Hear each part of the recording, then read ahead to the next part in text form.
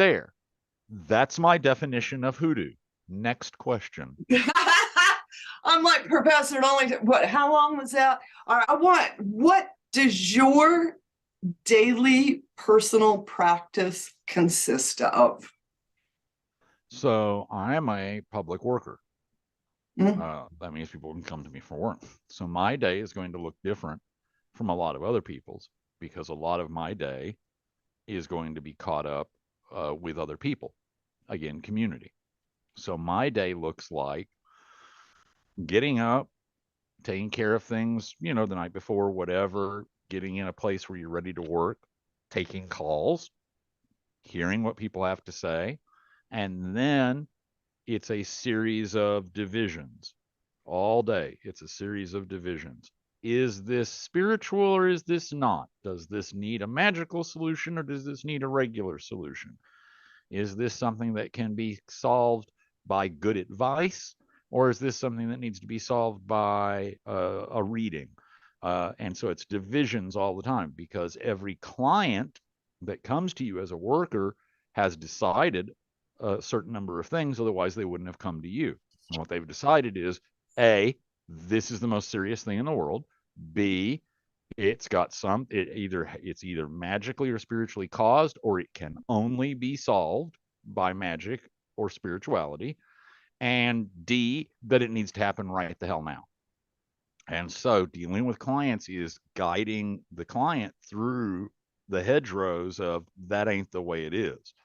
Because people that come to you for work may not necessarily be grounded in the tradition or grown up with the tradition. Sometimes it's things they see in media or tell. Everybody thinks you got this magic wand, right? And you can just go bibbity bobbity boop and turn mice into horses and whatnot. And so my daily spiritual practice is caught up primarily with them. Then it's the side by that, which is dealing with spirits, non-corporeal spirits. And at this point, let me say everything has a spirit. Everything has a spirit. And people are very comfortable getting to a place where they say, yes, plants have a spirit. Animals have a spirit. We have a spirit. But if you tell them that this lighter has a spirit, they go, well, no, it's man-made. And it's like, no, man-made objects have spirit. The hammer has a spirit. Your computer has a spirit. The furniture you sit on has spirit. And we can designate those spirits exist sort of within families or groupings, again, communities. So as an example, your house has a spirit. This is the spirit of your house. But each individual room in your house has a spirit. This is the spirit of the living room. This is the spirit of the bedroom. And then the items within that have the bed in the bedroom has a spirit. So the way I explain this most often is a deck of cards. Oh, So, yeah, I get this. right. So this has a spirit. This is a deck of cards, and it has a spirit that is a deck of cards, and in particular, this deck of cards. But it is related to the family of spirits that are all decks of cards. But Right. this is it, the individual within that big family. Then this card has the spirit of queens. So it's a member of a family of 4, and they are all queens, and they all are individuals and have separate kinds of things, but they all have similarities as well because they're all queens. Then it's also a member of a family of 13 spirits, which are diamonds. And so it has a relationship as a spiritual family with the 2 of diamonds, the 5 of diamonds, the 9 of diamonds. And then finally, it has a spirit, Queen of Diamonds, singularly all by herself. So that's a kind of simplified example of these families of spirits. So yeah, that oak tree in your yard has a spirit, and it has a spirit of an oak tree, and it shares that with other oak trees. But it's also this oak tree in this yard, but it's also a tree, and so it shares a spiritual nature with trees. So we've always got to think about this. Another example of this is a mojo bag. If you have a mojo bag, and let's say you have 5 items in that mojo bag. And they can be anything, salt, poppy seeds, a five-finger grass, mint, what have you. We don't talk about those individual spirits.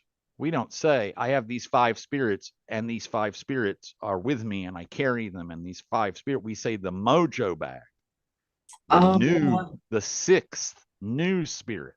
We've yeah. made a spirit by putting these spirits together, so they combine. It becomes a gestalt, something greater than the sum of its parts.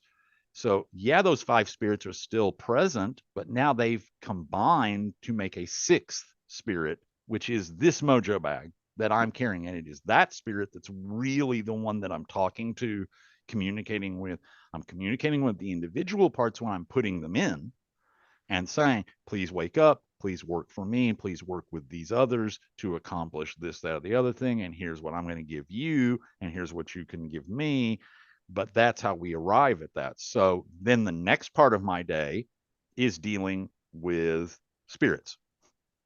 And from there, it's kind of hierarchical. Then it's dealing potentially with ancestors, mine, the clients, a third person that's not directly related to me, but they're an ancestral spirit. And then it's dealing with a divine power, okay, quote unquote God. Right. Which I don't really like to say God because it's a masculine pronoun, God as opposed to goddess. I use the phrase divinity. Divinity, right. And Now, just, so what I think of my day is like, we have doctor in the name, the Hoodoo tradition name, right? Root doctor, right. spirit doctor, hoodoo doctor.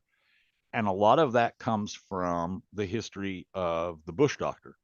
Because just Yeah. as you couldn't get a policeman and couldn't get a jury and couldn't get all this, so you also couldn't get a doctor. You literally were legally not allowed to be seen by a white doctor. So you Yeah. went to a bush doctor, and bush doctors primarily used herbalism, herbology, to doctor. And so that's where the doctoring comes in, that idea. I don't think of myself as a doctor. I think of myself as a lawyer. I'm a lawyer. Negotiating contracts between all these different realms. Clients come to me with a situation, they explain the situation, and then I plead their case to a higher authority, whether that's spirits or ancestors or divinity. And when I plead, particularly when I plead to divinity, and to some extent ancestors, but particularly divinity, I cite cases. I say, right here in this book, it says that you made a ruling about justice, about how this, if this is happening, it's not just, and that the just will be rewarded. And Your Honor, I now ask you to rule in favor of my client under Right. the precedent that you established yourself, Your Honor, in this case, or that you said that the blind could be he, or this, that, the other thing. You said peace would come to the house, da da da da. And I'm asking you now on that precedent to rule in the favor. And so that's, and while I'm doing that, I'm also, because when I first meet the client, it's also like a lawyer, because I'm like, okay, well, did you do it? Right? Because this is going to be a different piece of work if you did it. Right? And what are you willing to do? And, what kind of testimony can we bring? And let me see some evidence of your good character. Oh, and by the way, you got to pay me. But you primarily are paying me for when I'm working, not in between. So billable hours, if you will. I mean, yeah, I very much think of my practice as like a lawyer. I need to have set hours. Everybody needs to know my name. They need to be able to get a hold of me. A good name is worth gold. I'm judged by my past clients. And finally, most importantly, and this is a thing that a lot of people have either forgotten, never knew, or have chosen to throw by the wayside. For me, the most effective model of being a professional conjurer and sorcerer is to put myself out of business. What do I mean by that? My most successful clients are clients that I never meet again Right. because they don't need it's been addressed, right? Oh, they might come to be back to me like once a year for a year reading, or they might come to me every once in a while when something changes, but in general, we've fixed the problem. And therefore, because the way I put this is I'm here to promote strength. I don't want to promote weakness. If I wanted to promote weakness, I would have been a pusher or a pimp, and I would have made a hell of a lot more money. I was like, you probably would have long retired by now. So, I mean, that's the way I see that. And so that's to me the most effective thing. When you encounter a person who's operating a spiritual business of whatever dimension, and the way they're interacting with you has put the hook in you so that you need to keep coming back. You need to keep coming back. You should run backwards from that person because they're promoting weakness. They're not trying to. Also, I don't try to be mysterious. My daily practice is not mysterious. It doesn't happen behind a curtain, ignore that man, bring me the witch's broom. That's not what I'm trying to do here. Things need to be above board. Right. Just like the old workers, I give prescriptions. And so a Right. prescription is I say, go and get these things and do this with it. Well, guess what? Now you don't need me anymore to tell you how to do that. And you can tell your cousin and your daughter and your sister and your husband and your pal Well, that. as you said, the reputation, it was back to when we were in small communities. We knew the reputation of our root workers, our bone doctors, our conjuring folk. And we also understood that a lot of them had different specialities. Yes. You know, And that's been the other thing that the internet has robbed us of, is we don't see as many specialists anymore. So back in the day, we had all sorts of kinds of headings for workers. yeah, Church workers and lady-hearted workers. And by the way, men could be a man could be a yes. lady-hearted worker. These are very gentle folks. They won't touch anything, quote, hot. They would never do cursings or bindings. They might not even do love spells because a lot of love spells have a little bit of pressure in them, but they would bless. They would do purifications. They would do some protection work. They would do readings. So that's our lady-hearted workers. Then we had specialists, Mm-hmm. and this is like your oncologist, okay, Right. or your osteologist, right, whatever ologist. In that, this is a love worker. That's all they did. They just did love work. This is a court case worker. That's all they did. This is a whatever kind of a money worker. That's all they did. Nowadays, we don't see that much. Nowadays, everybody's everything. And the problem with that is that you're not going to be good at everything. There are things I'm not good at. That's not my forte. That's not where my particular spirits operate or my particular mind is centered. And so we've kind of said everybody has to be everything. That's why I try to surround myself with a group of trusted colleagues and friends so that I can say, oh no, they do that better. You go Right. to them. Now, the problem is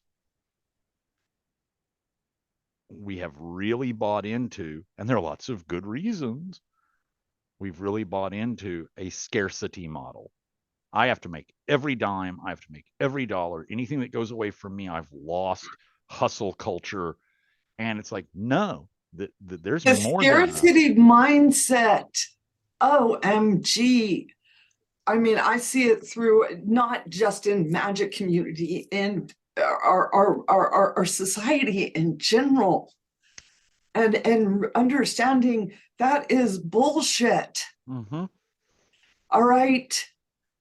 And when like what you're saying, I can't do that, someone else doesn't take from you. It opens you up for the opportunities that you're supposed to be having. And it makes for a larger community.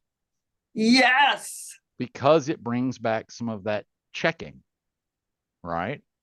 Like, I'm very careful who I will recommend people go to because now my name is involved. Mm-hmm. And sometimes I've made mistakes. Sometimes I've said, oh, I think so and so's a good guy, and they've turned out to be a rotten guy. And I get, boom, we're done. We're done. It's over. We're not going to creep away. It's like, hunk, no. So outside of that, I try to make my day fairly normal.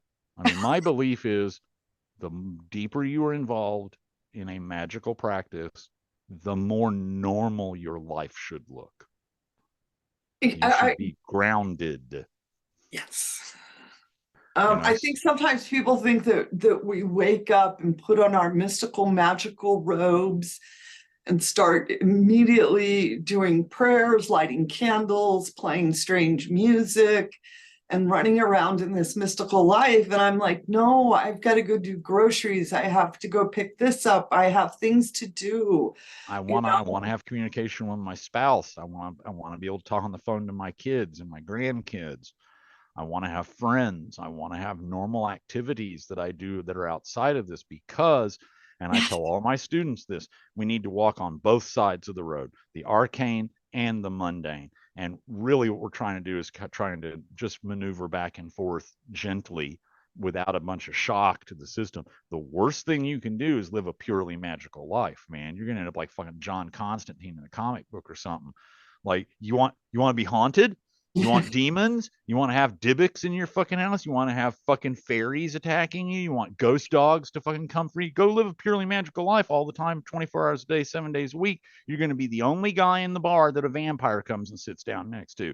Oh, that sounds great. Yeah, when it's a fucking book and it's happening to somebody else, not when it's happening to you. You want a fairly grounded, normal life, and people laugh. They'll laugh at you. I had a student, who just giggled to hell about the fact they called me and they said, "Oh, what are you up to tonight, Professor?" I said, I'm watching DVDs of old Starsky and Hutch episodes," and they're like, "The fuck? You're the grand old man of Hoodoo, blah blah blah." I'm like, why the fuck does that mean I can't like Starsky and Hutch? I mean, it wasn't that great a show, but still. I often, I'm like, what do you think? I spend every night in a graveyard communing with spirits.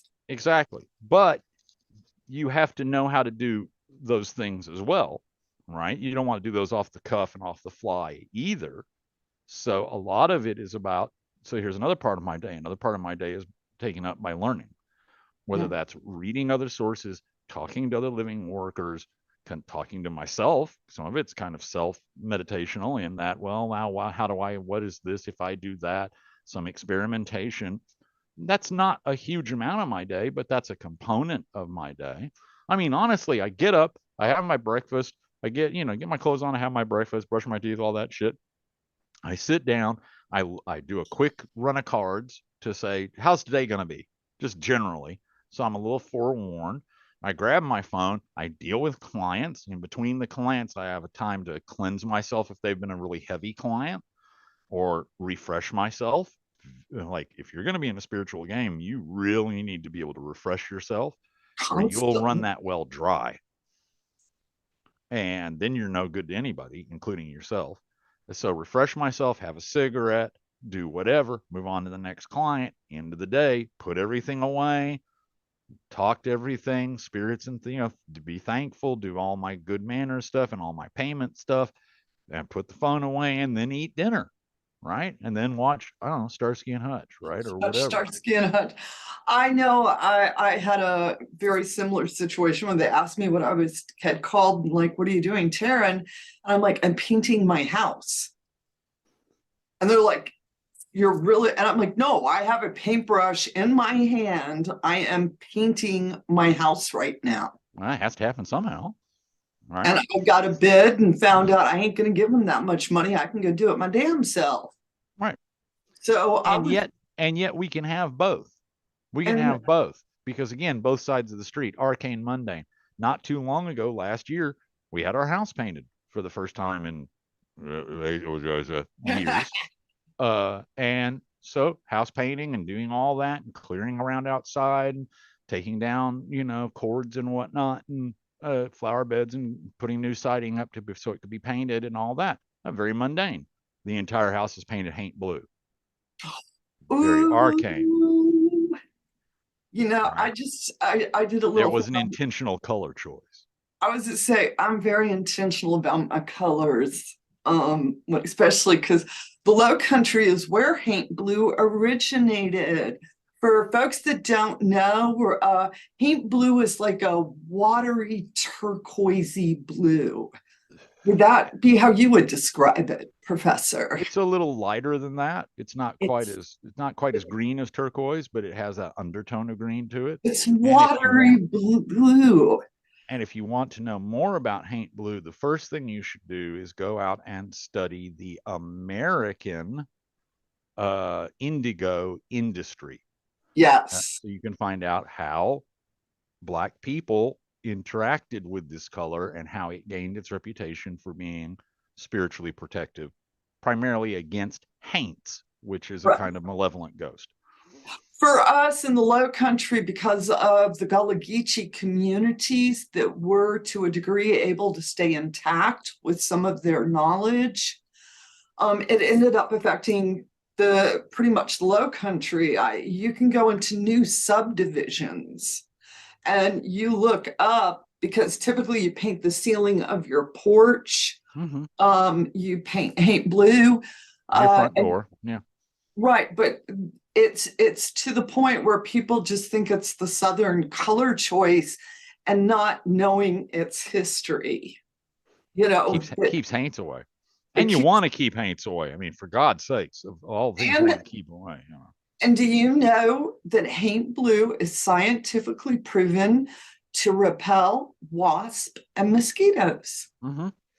Yeah, they don't like it either. So they don't like it either. So it's a wonderful thing. And like in the Low Country, you can go to a paint store and they'll have a little section of haint blues, different shades for you to choose among. And people don't know, like we were talking earlier, the context where we're going back into. And then it becomes a kind of cargo cult. Yeah. You're just doing it because it was done. And that's fine. You can get benefit from that, but it's so much better to know. So yes. We've been at this an hour and a half. Let's hand out, if it's okay with you, because you know your audience better than I do. They probably never even heard of me. They're like, who the hell is that old Actually, I think my audience is a wonderfully diverse, with a fair amount of sprinkling of academics and smart folk. So I think a lot of them are sitting here hanging on every word you're saying. Well, that's very gratifying. But so let's do this if it's all right with you. Let's hand out some simple tricks. Ooh, okay. I like this. All right. So I'm going to hand out a trick right now. This is primarily for all of the women, the heterosexual women, but it can also apply to our gay gentlemen. It's not as easy for our lesbian women to do this one. Okay. So I'm going to teach you how to keep, control, have sway over a lover, husband, spouse, etc. Okay. First, you're going to want to get a length of string. Okay. It should be soft string. Originally, for this trick, you would use a mop. You would use a new mop string. Back in the old days, you would replace out the heads of mops and you would go and buy, and it'd be like a big bundle of, and you would attach it. So a clean mop string. Any soft string will do. Don't use tough. Don't use jute. Don't use twine. You want this soft. So you could use yarn. Okay. Right. You could use, but if you want a thinnish yarn, and you probably want to use a natural substance yarn rather than a synthetic. Wool would be particularly good. And you want a piece of string that's as long as from your middle finger, okay, to the crook of your elbow. All right. Now, you're going to take that string and you're going to secrete it normally in a bathroom that co-joins the bedroom. And a lot of master bedrooms have a master bath off of them, and hide it somewhere in there for preparation. Then you're going to go have happy, intimate time with your spouse, your male spouse. Now, that's why I say it works good for heterosexual women and gay men. What you're trying to do is this. You're trying, and now we're going to get to the adult language. Okay, this is the adult language section of the evening. You want to make this individual have an orgasm. You want them to come, right, but you do not want to mingle their fluids with your fluids. Okay. So you're going to have to give them a hand job or have them engage in mutual masturbation or the titty fuck them or whatever. And you want to get them to come. And you primarily want them to come somewhere on you so that you have an excuse for why you're going to go to the You can bathroom. go wipe it off. Right. So now they're in their happy zone, right? Okay. And you're going to say, excuse me, you go into the bathroom, lock the door, make sure the bathroom door locks. Most do. And get your string out and sop up this man's cum with the string. So the string absorbs it. Now, obviously, there may be more cum than string or more string than cum. Your mileage may vary. Now, you've now got a string wet with cum and are saying to yourself, how the fuck did I get here? What has happened in my life? Who the fuck am I? Oh, Jesus. When they make the film of my life, I hope they leave this part out. You're going to take that string and you're going to start to make a knot in it. Make the loop and draw through so that if you pulled it tight, there would be a knot roughly in the center of that string. But don't close the knot. Leave the knot open, right? It's a loop with the string through. Hold either piece of this wet string in your hands like this and call the lover's name out loud. Like, so we'll say his name's Robert. You say, Robert, when he answers, when he says yes, yeah, what, anything, when he makes a verbal answer, you go tunk and pull the knot closed. Oh, I love this. And then immediately have an excuse. Do you want a sandwich? Do you want to do Uber Eats? I'd love a sandwich, baby, because men are fucking dogs. So, like, what? I got to come and I get a fucking sandwich? Holy shit, red letter fucking day. And then you put that string away someplace to dry where he won't find it. Do not put it in a bottle and seal the bottle. Do not put it in a plastic bag and seal the plastic bag. It has to be allowed to dry someplace where it can get air. Otherwise, you're going to open the jar or open the plastic bag and, oh Lord, oh, high school gym. Oh, whoa, okay, and let it dry. Now, and you don't want him to find it, so you put it aside. Now, he goes on his merry way, eventually goes back home at the end of the weekend, the end of the night, goes to work because you live together with his husband, whatever. He's out of here, okay? Now, go and get your dried cum knot, okay? If you want a very facilitus, gentle, loving, soft, kind of happy-ish relationship with him, you're going to take this string, and where you're going to store it is, as we would have said in the old days, with your lacy things. Put it in with your lacy things. In other words, put it in with your panties, your brassiere, your lingerie, etc. Hide it there. If you want to keep him, like, you cannot go the fuck away from here. You're going to be fidelitous as well as all the rest of this. Put it in between the mattress and the box spring on, quote, his side of the bed. Okay, underneath, between mattress and box spring, a good distance in, so you won't accidentally, is he really turning the mattress over that often? But it has to be on his side. Right. If you want to dominate him, I'm in charge, okay, Spider Queen, I'm the boss, okay, then you will store it with your shoes. Wherever you store your shoes, put it in a shoe. Yeah. If he's not Mr. Right, but he's definitely Mr. Right now, and you want him to continue to be a happy, fun time lover, and that's all we're really interested in, is I want you, the dick game is good, bring the dick game to me. You put it with your sex toys. Oh, that makes complete sense. Okay. Now, how do you use it? When he does what he's supposed to do, meaning he's being fidelitous, he's being gentle, he's being kind, he's enriching you, He's taking care of things. He's remembering the anniversary. He's coming around. He's texting you back. Because again, you could have different kinds of and levels of relationship here. This doesn't all have to be husbands. You're going to take the string. You're going to wrap it around your left hand, like so. Okay. Trying to get the knot in the center of your palm. All right. And you're going to close your hand on it. And you're going to, I know I'm using a cable, whatever. And you're going to squeeze it like this, like a stress ball. Okay. And you're going to squeeze it. And while you're squeezing it, you're going to talk to it. And by his name, so his name's Robert Smith. You're going to say, now, Robert, squeeze gentle, not hard squeeze, gentle squeeze. And you're going to talk very lovey-dovey to it, very gently. Now, you might even pet the outside part of the string. Now, Robert, no one loves you the way I love you. No one takes care of you the way I take care of you. No one is going to be there for you the way I'm there for you. No one's going to satisfy you the way I satisfy you.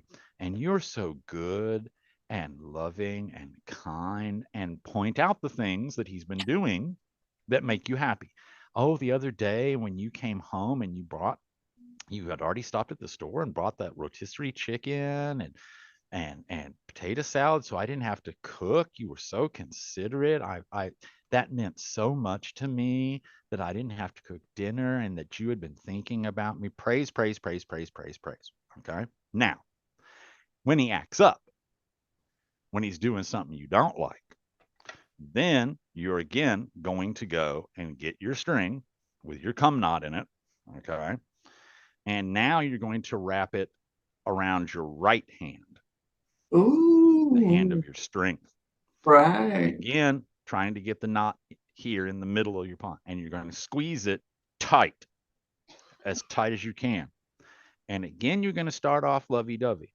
Now, Robert Smith, now, honey, nobody loves you the way I love you. Nobody can satisfy you the way I satisfy you. Nobody takes care of you the way I take care of you. But I'm getting sick and squeeze. I'm getting sick and damn tired of you hanging out with those hooligan friends. The paycheck comes home and there's always some missing from it.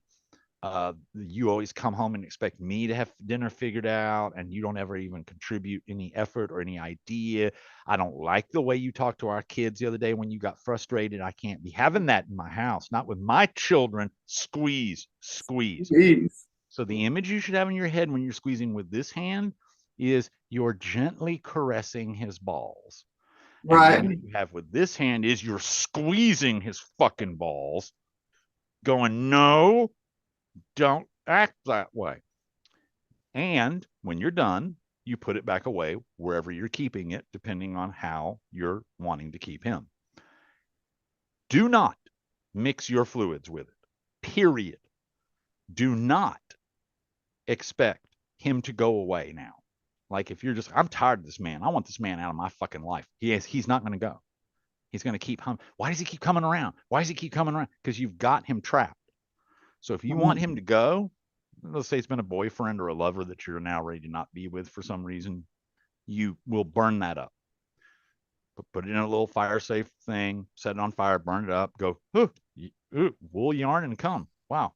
And burn it up. Why burn it up? Because you're never, even with a needle, you're never going to be able to get that knot back out. So you just burn it up. But as long as you keep it, he's going to be drawn to you. How? Now, Professor, tell us the why. Here's the why. A, you took a witness, a personal concern, his semen. His semen is bound to his nature. His semen is bound to him. It carries his essence. It literally carries his DNA and RNA. It literally carries his imprint of how to make his half of a child. It's him. And you've gotten it, and you now have it because it's in the yarn or the string because you've sopped it up. So you've captured his nature. You've captured his male nature, which means you can also wrap that string around a black penis candle and make his dick not work, or wrap it around a white penis candle if he's having some dick problems, or to alleviate that, or wrap it around a red penis candle if you just want him to get hot and bothered while he's at work so he comes home ready. Okay. But don't burn it up with a candle. Be careful because you get wax on it. You'll know what to do. Now, you've caught his nature.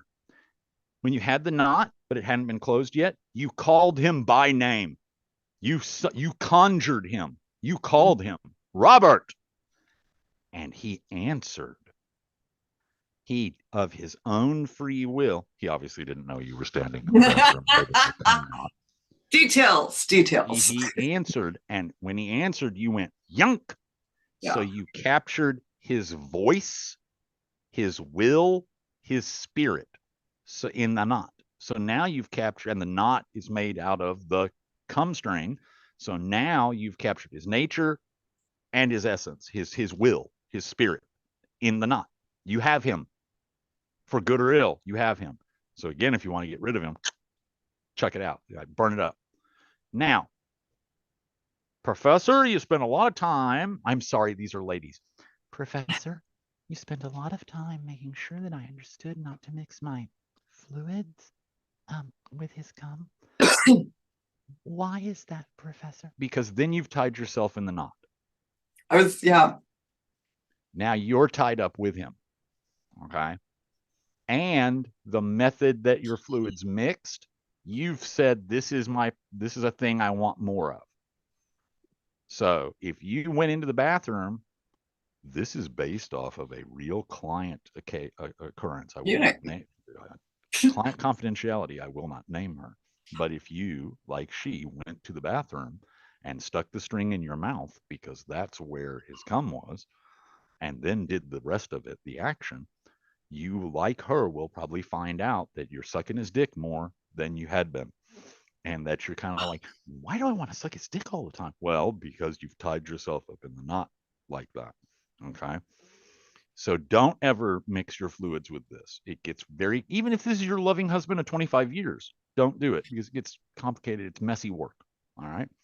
So now, ladies and gentlemen who are watching this show in the future, as I talk to you from the past,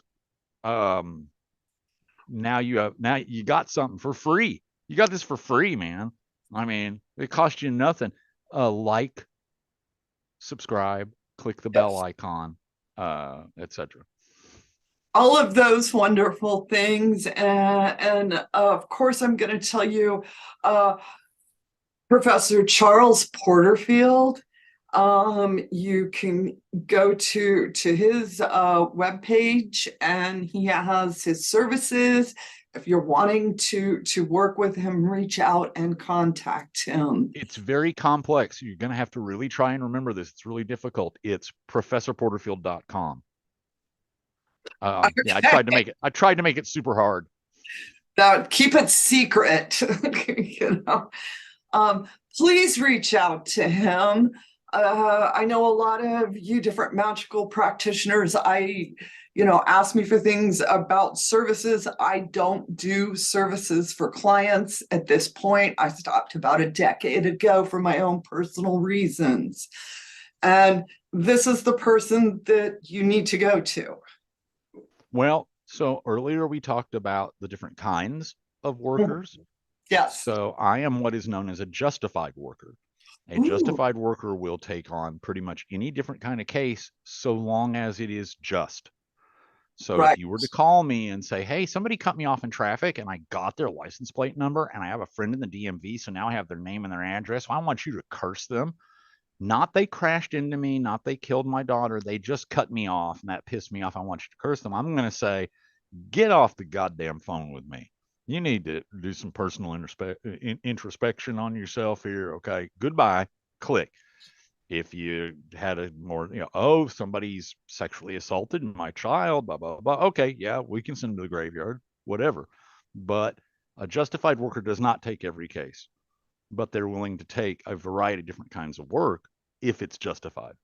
And sometimes I just don't have time. Sometimes I'll recommend you to somebody else, but I do readings. I do coaching. I do teaching on a limited basis. So what I mean by that is if you call me the cost of my reading time is also the cost of my teaching time. So in other words, a 60-minute reading is $60. A 60-minute teaching segment would be $60 as well. But I won't necessarily teach you everything. You should check with me beforehand, because if you call me up and say, "Hey, Professor, I want to know how to capture the spirits of the dead so I can send them out to kill people," I'm going to say, "I don't fucking know you. I never met you.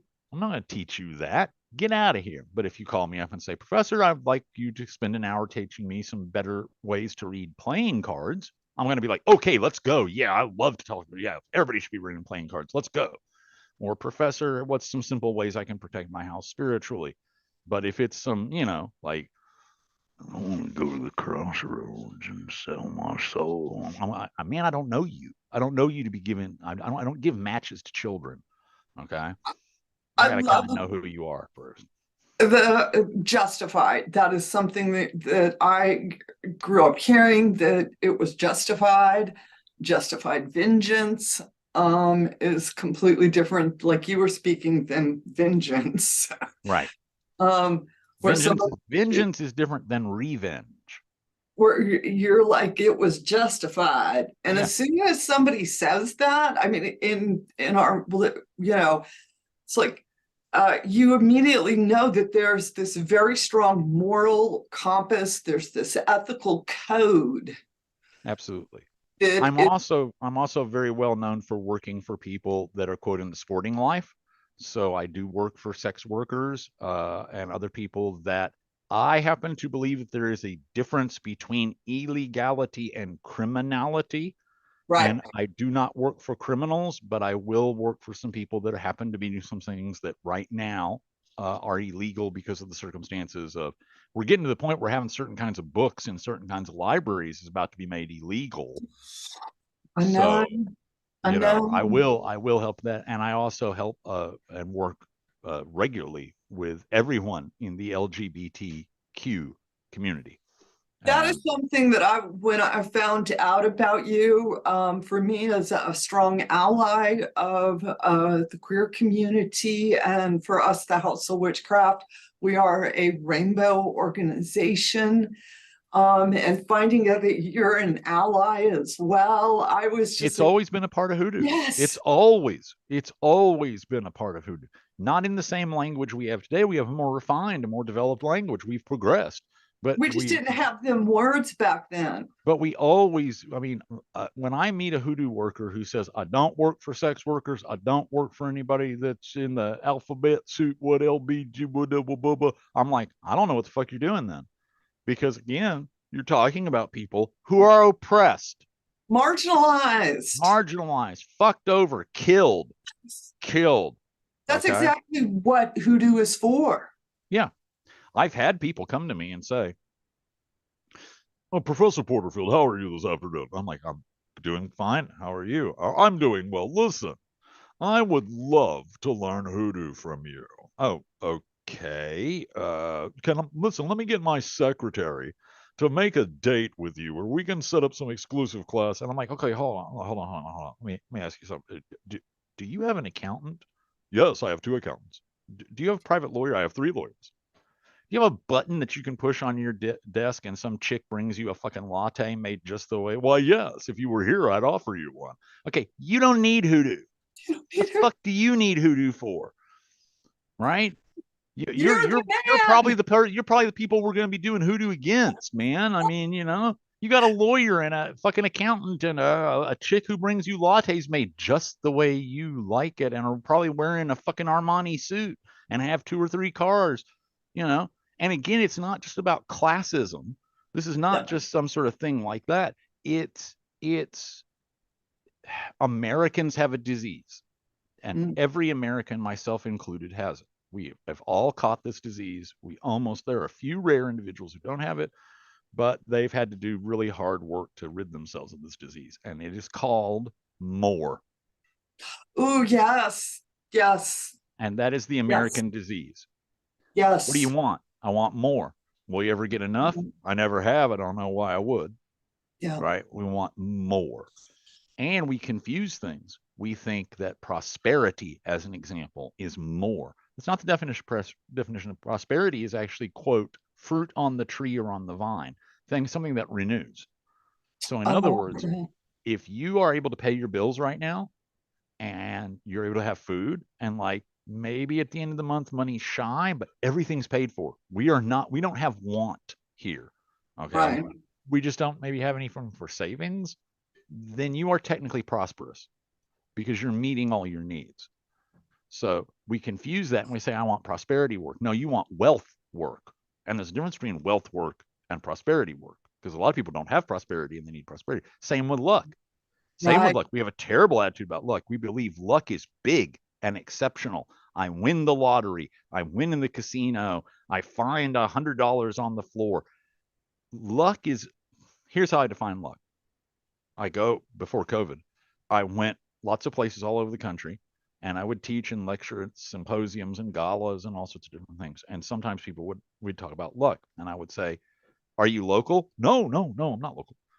Where'd you come from? Oh, we came from whatever state. Did you fly or did you drive? We drove. How long a drive was that? 8 hours. It was 8 hours in the car. Did you have a car accident? No. Did Yeah. you almost have a car accident? No. Did you have any problems with the car? Nope. Guess what? You're lucky. No. I mean, look. Like, no, you're lucky. Go and look at the actuation tables from the insurance companies about how many car accidents, fender benders, lethal, the whole 9 yards happen every day to everyone. Luck, when we spend luck, it makes life look normal. Absolutely. I love the way you explain that because, for at the shop, we would have folks would come in and be talking about the luck done ran out. And what they would start talking about, my dog ran away, my back door ain't shutting right no more. Yeah, I mean, that is luck has run out, right? that's all these little things that No, normal has been disrupted. right. And Right. and then coming in with my luck ran out on me. Mm-hmm. I barely made it here. Exactly. Because in Hoodoo, we see luck as quanta. It is a thing.